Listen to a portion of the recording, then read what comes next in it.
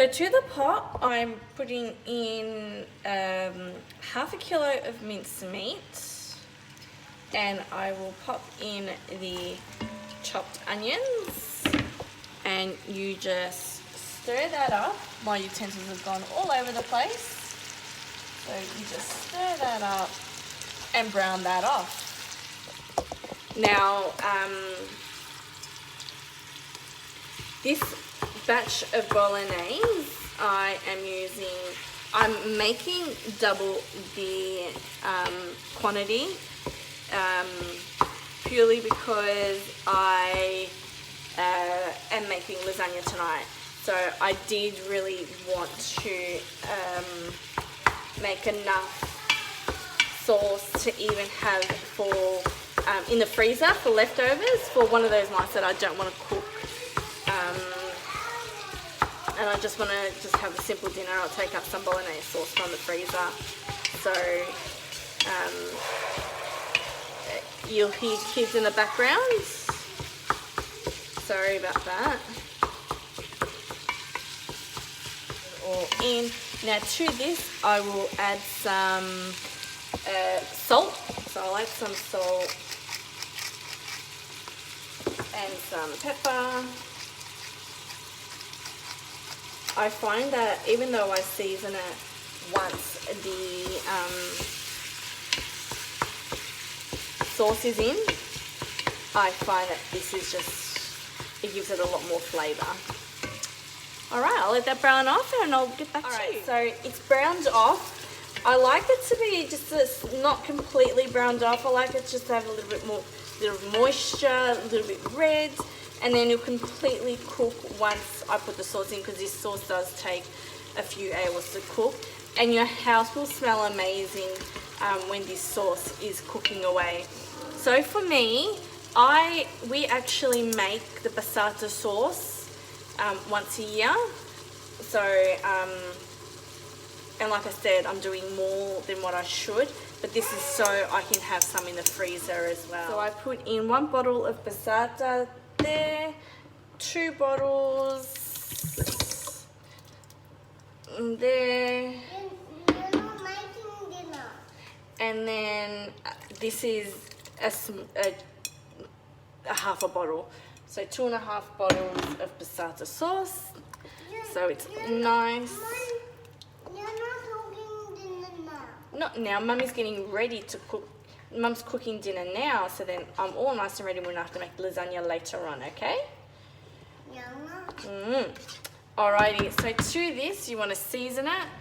So just put a pinch of salt. Now this is purely taste.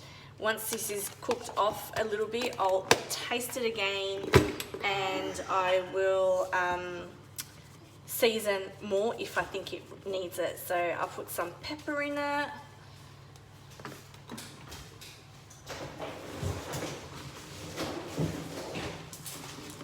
And also I've got some fresh basil leaves that I've put in the freezer in a Ziploc bag. So during summer my parents grow the basil for me, and I've got about 5 of this in the freezer for the remainder of the year, so I can put it in my sauce.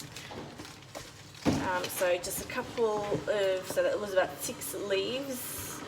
It's all taste. So oh, it smells amazing. It smells amazing already with all that in it. So what we do is we let this, I'll put the fan on, we'll let this come to boil for 10 minutes.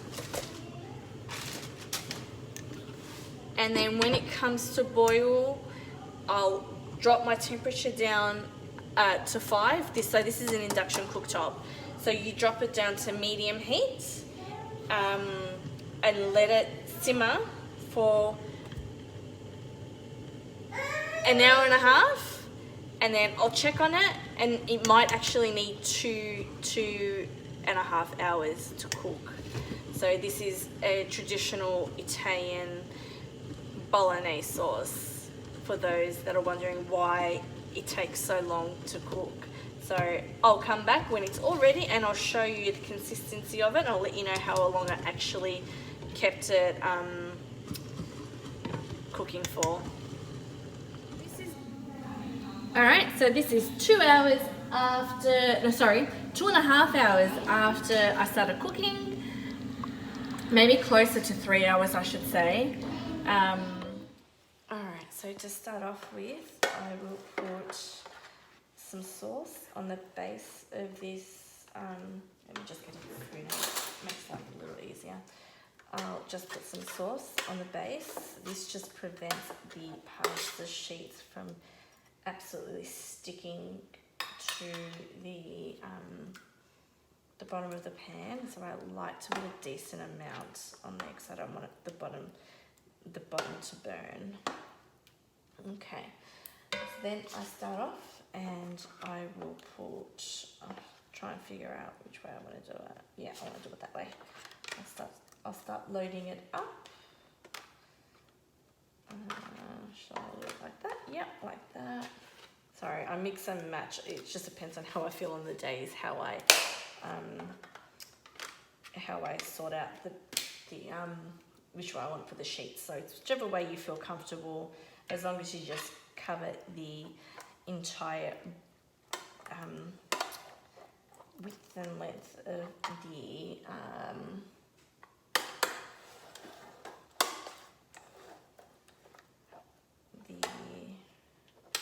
tray. Alright, so to that, oh, I forgot an ingredient. We will need some Parmesan cheese as well. So to that, I start off with, my hands are all clean just so you're aware. So I'll start off with some mozzarella.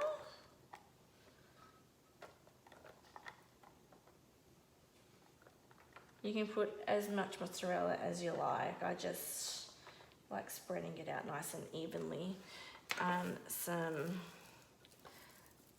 shredded ham. You can put shredded ham. You can put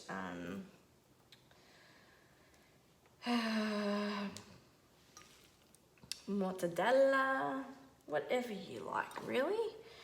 And then we put some cheese, grated cheese. So you can use like this block cheese, the Parmesan block cheese or grano padano cheese. You can already be grated, so you can just spread it on, but I like grating it as I'm cooking. So do that, and then I will just put just very little egg. Just my hubby doesn't like egg in lasagna, but you know, times are tough and we just gotta make do with what we have, okay? So then we'll do another layer. So I try and alternate. So if I start on this side on one layer, I'll start on the other side on the next layer, and I'll build it up like that. So it's not all, you know, a mess. That's what I like to do. You know, once you start doing this, you can figure out the best way for you to do this lasagna. So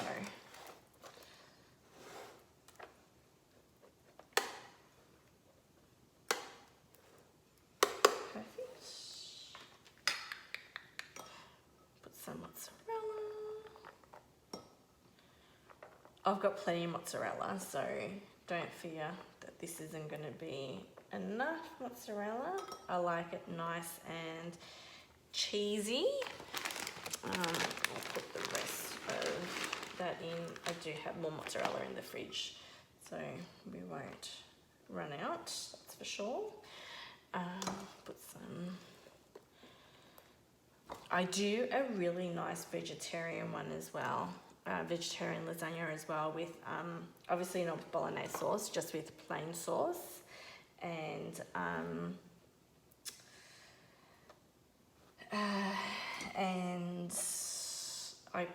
I grill eggplant and pumpkin. Oh, it's amazing. like when I do say I do a vegetarian one, I don't do a complete vegetarian. I still put cheese on that lasagna as well, so it's just no meat. So, and this Parmesan cheese just gives a little bit of a kick as well. So we keep on doing these layers until we get to the very top. Make sure you compact it down so the layers are really like tight and full. And then it's all done. So I'll continue on, and now this is the top layer, and at this point I will, so on every layer you need to make sure that all the it's nice and coated with sauce, because this is how the sheets are going to cook. Otherwise you'll end up with dry lasagna sheets, which is not a really good taste. So make sure that's nice and covered. Okay, and then we lastly top it off with a decent amount of mozzarella, which that's perfect. I don't normally typically buy these small bags of mozzarella, so